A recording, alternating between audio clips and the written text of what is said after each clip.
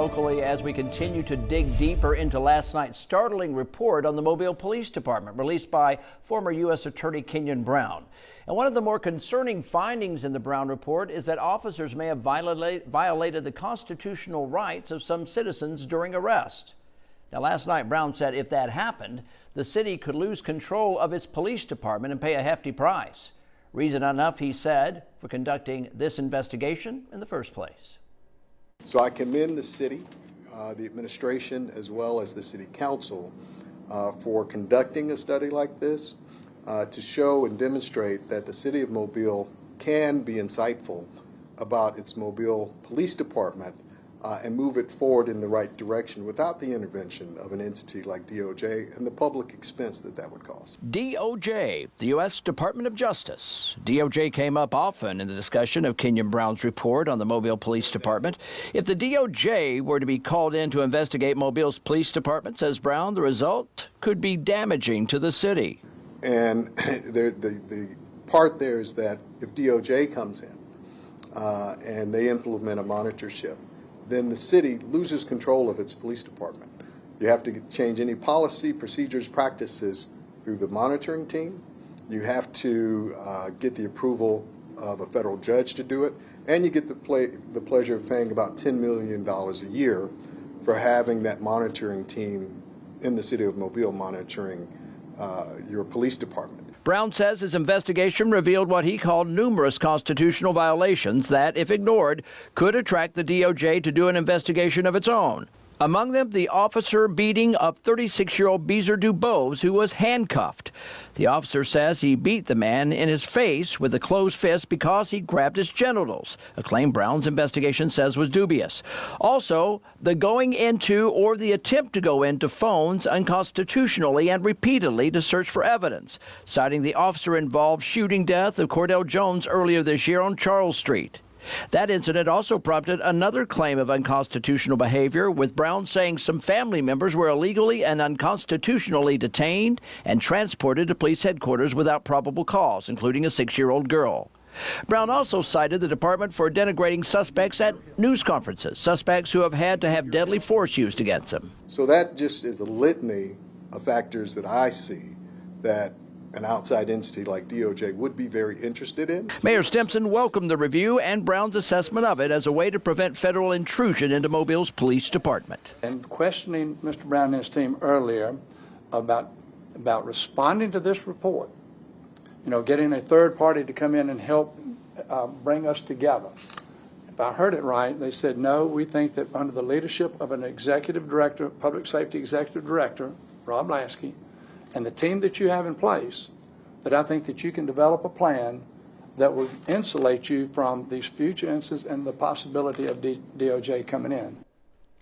Brown went on to say, from the standpoint of the DOJ's possible involvement, a change in leadership should be made to show the city is sincere about making a change in the entire department. Tonight, the local NAACP president says many of the findings in the report were not surprising and that it will take a lot to repair community trust. Robert Clopton has been publicly outspoken about excessive force concerns after those recent deadly officer encounters. We asked him how the police department could improve its relationship with the community. That's a good question. That's a good question. The only thing, but if it was me and from NAACP's perspective, we don't feel that it can be repaired from the inside.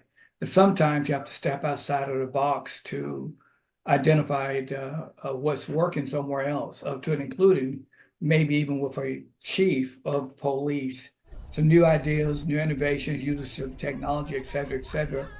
That change may come sooner than later as Police Chief Paul Prine is being ousted from his position. Today we heard from the man currently in charge of MPD, Interim Police Chief William Jackson. He writes he doesn't agree with all of the report's findings, but he says he and his team will take a hard look, those are his words, at every recommendation.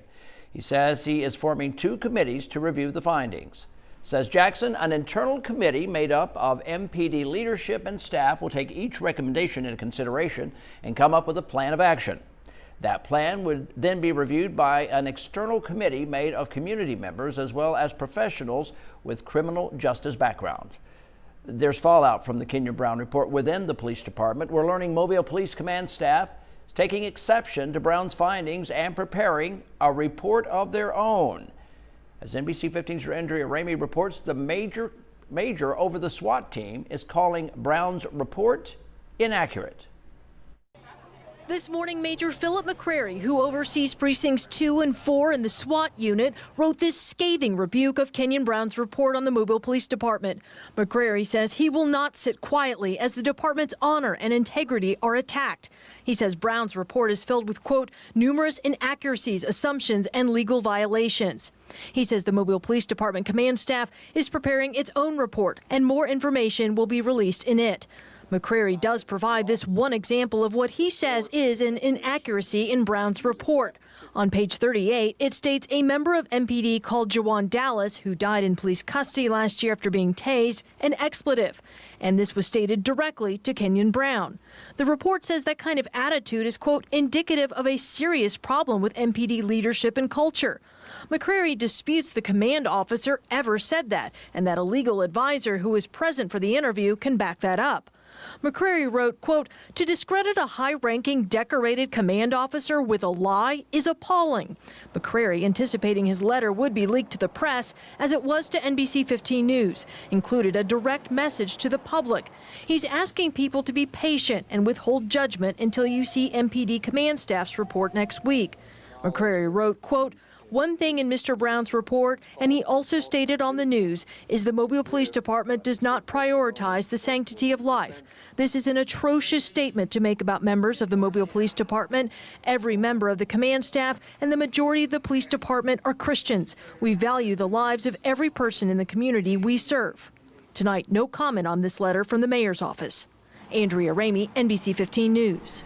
We also asked the mayor's office if the MPD command staff refused to meet with the public safety director today. We were told that was not true. Now, outgoing Mobile Police Chief Paul Prine had a lot to say about the report, the city of Mobile, and Kenyen Brown himself during our 10 o'clock newscast last night.